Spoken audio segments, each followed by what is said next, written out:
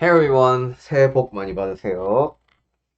That's the Korean way of saying Happy New Year, and it is 설날, which is Korea's how we call Lunar New Year.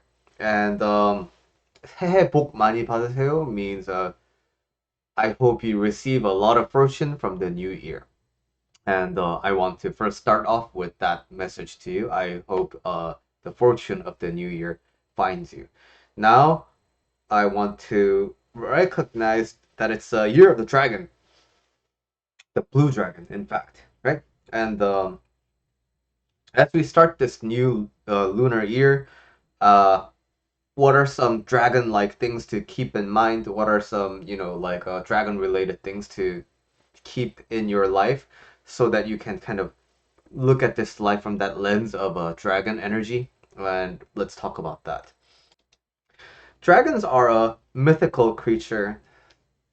They're found in all over the world, right? It's like it was promised. But I always, as a quick aside, I always find it really interesting how dragons are kind of more or less imagined as a reptile with wings, and the Western dragon tends to be more like Tyrannosaurus shaped, and Eastern dragons tend to be more like long, right? More like serpent and snake like. So I always found how these types of imaginations line up, but how when we think of imaginary species, why we don't think about asymmetrical animals, and why we don't think about like amorphous animals. That's always um confused me because we're supposed to be super creative, beings as as humans, but I find it that weird that we don't think of completely free things. But anyway, back to the dragon.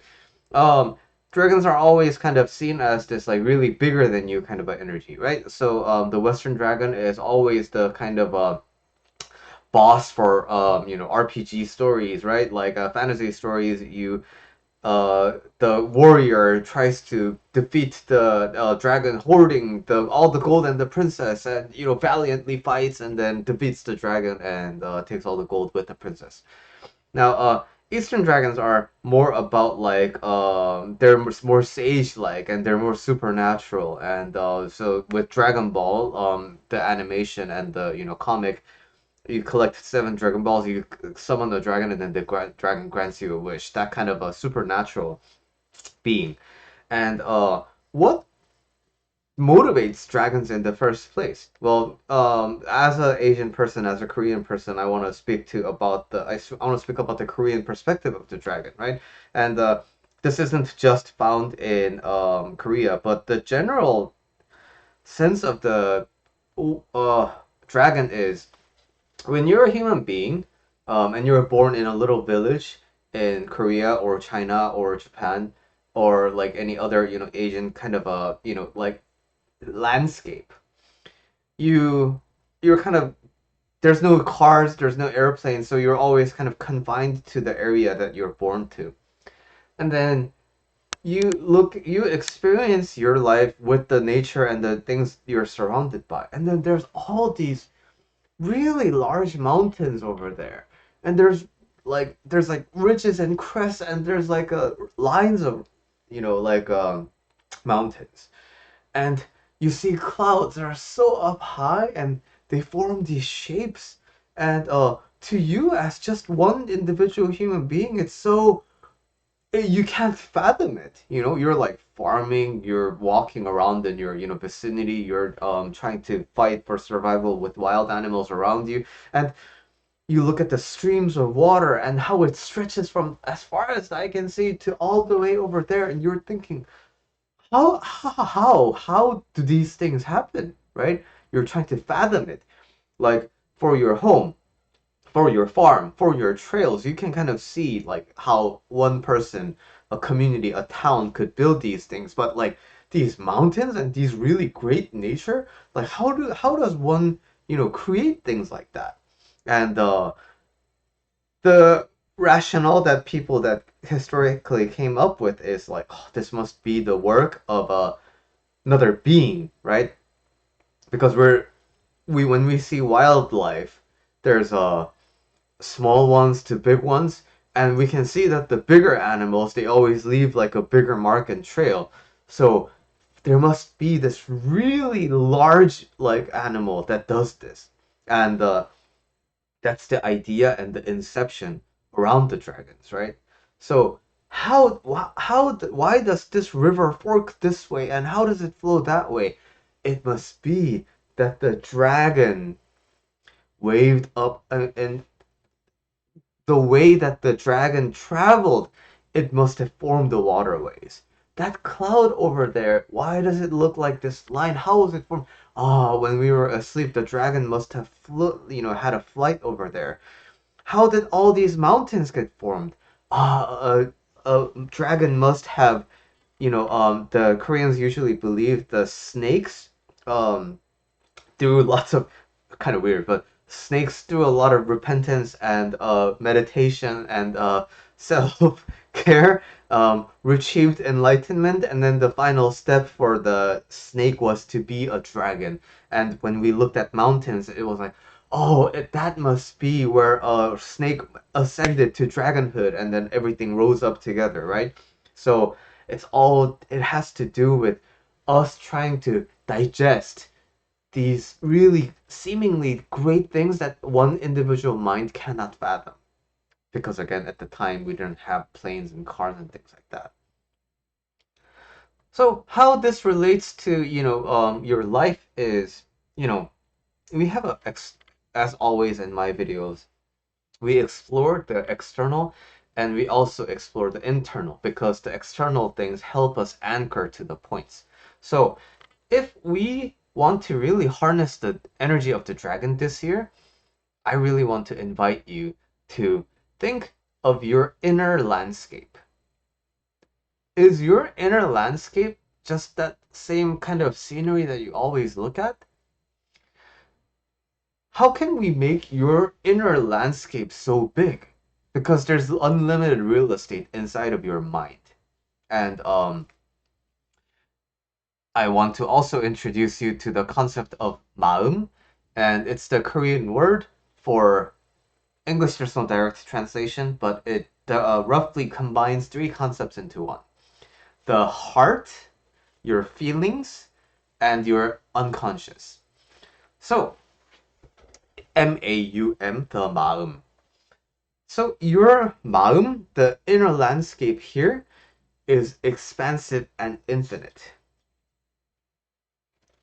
And so, how do you envision your inner world? Do you even think about your inner world, right?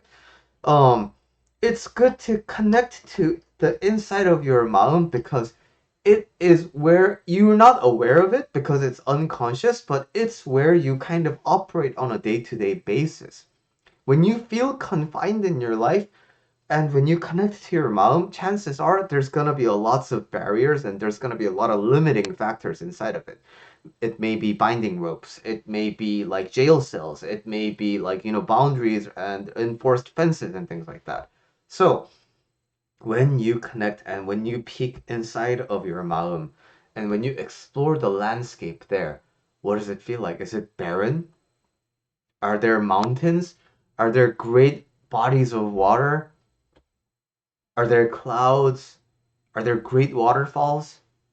As you imagine these and look at the formidable nature of, the nature inside of your mountain, waterfalls, gravity pulling down all that water, generating all of that energy, and how all that water just like turns into mist and evaporates into a cloud to create the rain, and how that rains nourishes the forest into like a giant form, and then one day you get a lightning and there's a scorching fire.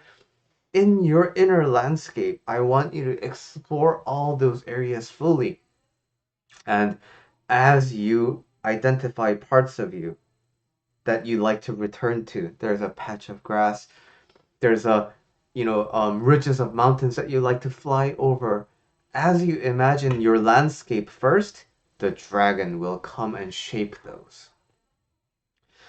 A quick, you know, aside to the story is that in the Korean and basically Asian zodiac, how that story goes is there's 12 animals, and this is the year of the dragon because dragon came in fifth. Fifth in what?